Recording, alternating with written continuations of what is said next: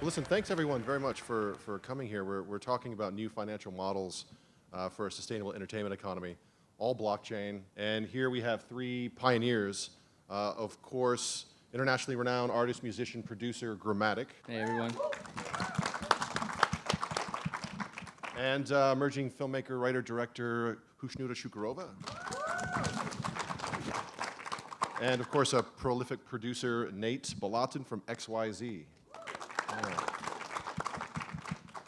In our initiative to build a decentralized entertainment industry, we're building production applications, development applications, distribution applications. I started making music on a computer when I was like 12 years old. It was also the same time when internet piracy became a thing. And the sole reason I started making music on a computer is because of piracy. You know, I come from a working class family, and at that time it was impossible for people from working class backgrounds to just become music producers, you know. Piracy happened, and it was like same thing as blockchain today, similar. It was like unregulated, people didn't know how to handle it.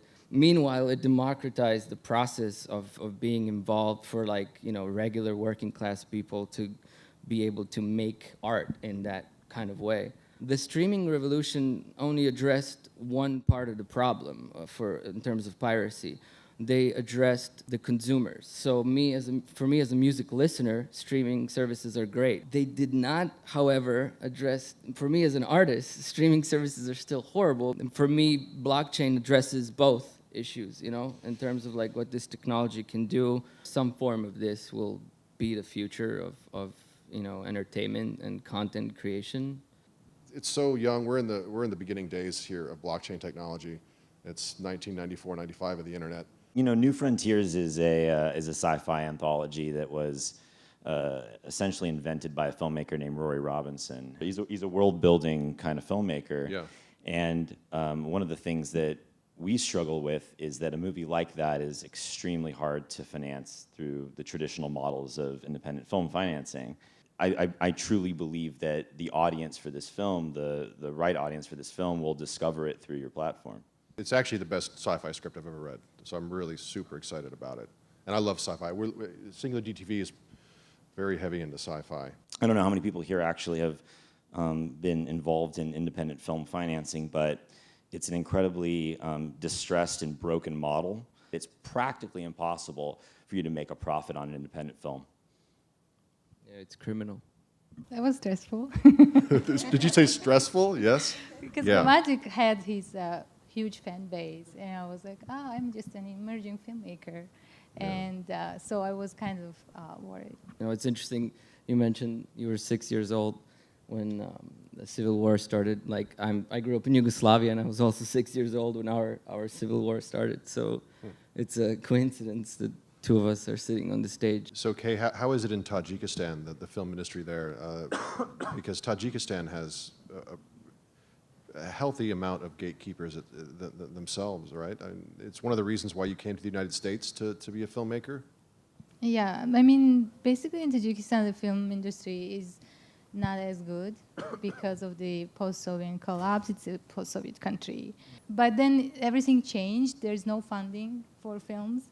We get, the only source, I think, it's international. It's coming from Europe. And then it's also very competitive to get those funds to make your film. They're making some films, but it's, I mean, like, they don't get far. They only can be distributed around the Central Asia. And the filmmakers, I know a couple, but they never get their movies out. And this is what is, I think, great about Asia region, where I can put my films and everyone around the world can watch them.